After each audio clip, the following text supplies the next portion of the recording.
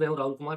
BSSC CGL के regarding इस video में बात करने वाले हैं, जिसमें आपको कि बताएंगे कि बीएसएससी सीजीएल की तैयारी किस तरह से करें, कौन सा बुक यूज करें, क्वेश्चन कहाँ से पूछा जाता है, जीके साइंस, कौन सा सेक्टर ज्यादा इंपॉर्टेंट है जिससे कि आपका सिलेक्शन हो जाए, किस पे ज्यादा आपको फोकस करना चाहिए।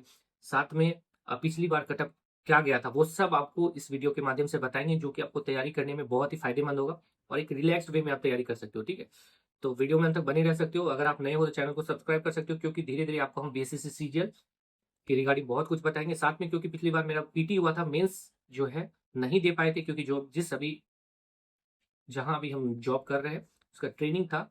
ट्रेनिंग छोड़ के तो कहीं भी आपको अलाउ नहीं करेगा कि कोई भी एग्जाम आप दे सके, इस वजह से नहीं दे पाए थे मेंस।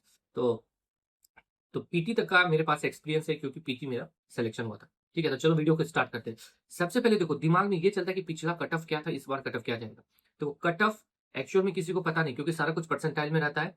फिर भी मेरा सिलेक्शन हुआ था, तो जिस तरह से मुझे पता है कि इतना क्वेश्चन बनाए थे, तो लगभग जो ओबीसी कैंडिडेट का है 110 से 15 तक में आपका पीटी आराम से हो जाएगा और 120 में मेंस हो जाएगा। जिस तरह से पिछली बार था सीट 2000 से 3000 के बीच में सीट था, इस बार तो 1000 है, तो हो सकता है 5 से 7 नंबर ज्यादा जाएगा। ठीक है, कटा तो 120 अगर आपको पीटी में आ जाता है तो आपका सिलेक्शन होने का चांसेस एकदम बहुत ही अच्छा है।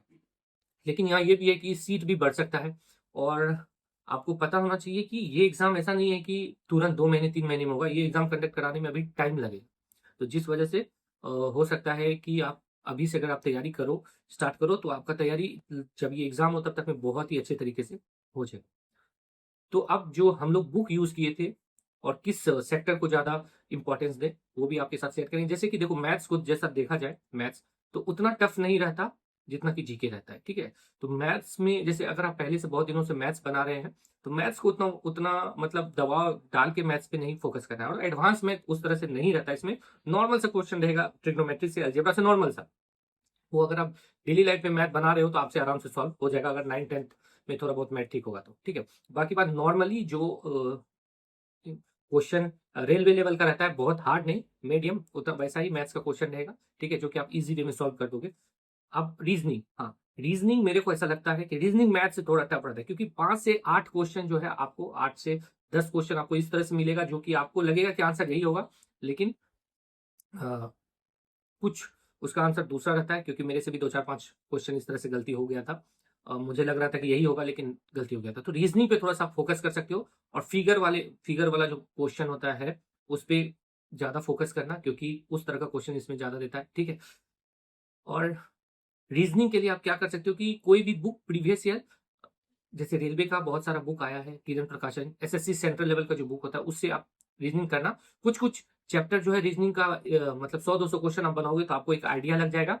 ठीक है, जैसे मिसिंग नंबर हो गया, ये सब थोड़ा सा बना लेना, तो क्या होगा कि अच्छा फायदा होगा। अगर आप नॉर्मली डेली प्रैक्टिस 50 क्वेश्चन का भी अगर करते हो, क्योंकि स्पेशल 50 क्वेश्चन इसमें आएगा, तो आपका रीजनिंग अच्छा हो जाएगा। रीजनिंग को नेग्लेक्ट करके मत चलना, क्योंकि 10 क्वेश्चन ऐसा रहेगा जिसपे कि आपको अच्छा दिमाग लगाना पड़ेगा। ठीक है, तब जाके आपको अच्छे से सॉल्व होगा।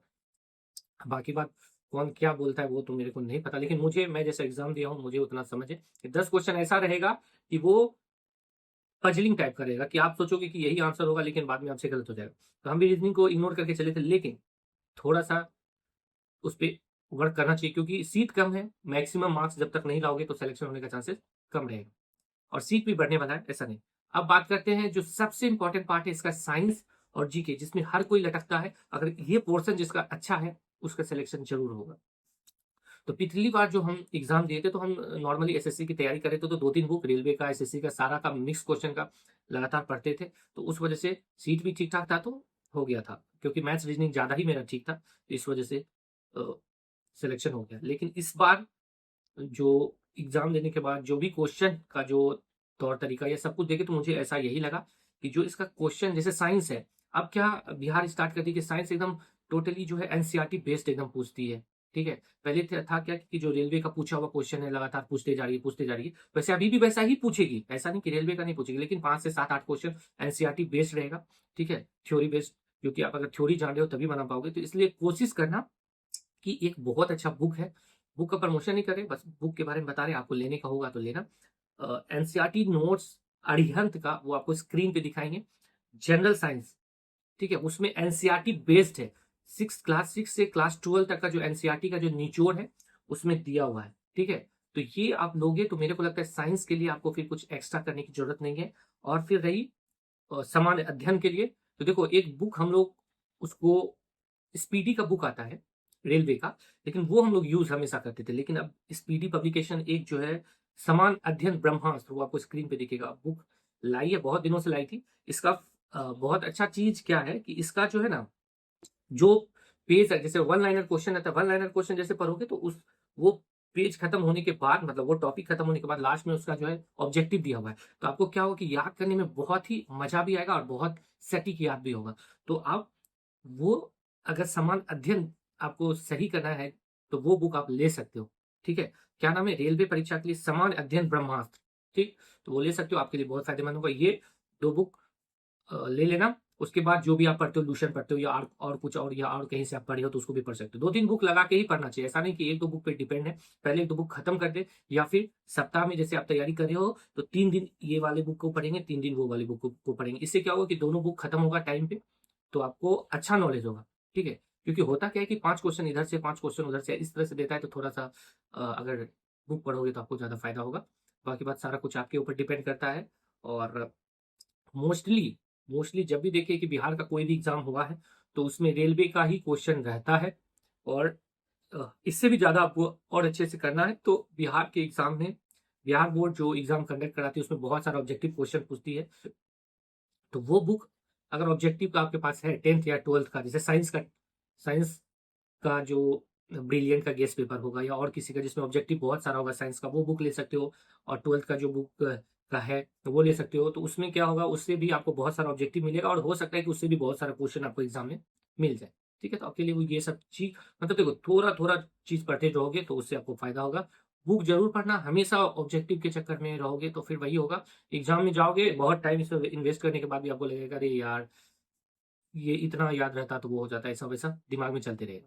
ठीक है, सब कुछ हो गया।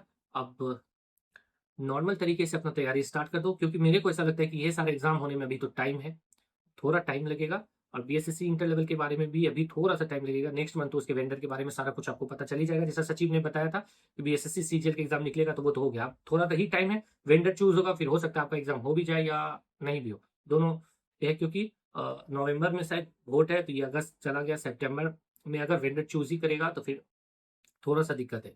ठीक है, बाकी बात मिलेंगे नेक्स्ट वीडियो में। और भी कुछ आपको लगता है कि इसके बारे में आपको जानकारी चाहिए तो कोशिश करेंगे देने का। साथ में आपको फिर से बता दें कि पिछली बार हम पीटी देके मेंस नहीं दे पाए थे, तो इस बार हम भी बहुत अच्छे तरीके से लगेंगे इस एग्जाम में, कुछ दिन के बाद से, 2-4-5 दिन के बाद से, क्योंकि अभी जहाँ जॉब कर रहे हैं वहाँ थोड़ा सा 5-6 दिन अभी कुछ एक्स्ट्रा काम है, तो उसको निपटाने के बाद बहुत अच्छे तरीके से लगेंगे। इसलिए आप भी मेरे साथ जुड़ सकते हो, मेरा टेलीग्राम चैनल राहुल एवन मैथ से कुछ कुछ नोट्स, कुछ कुछ बहुत सारा चीज आप लोगों के साथ धीरे धीरे शेयर करते रहेंगे, और आप भी हम लोगों के साथ शेयर करना ताकि एग्जाम अच्छे से क्रैक हो जाए। फॉर्म जरूर फिल करना सारा क्राइटेरिया को देख के, ऐसा नहीं कि जैसे तैसे फिल कर दिए, नहीं, सारा कुछ देख के फिल करना और सब मिल के सिलेक्शन लेंगे। ठीक है, चलो भाई।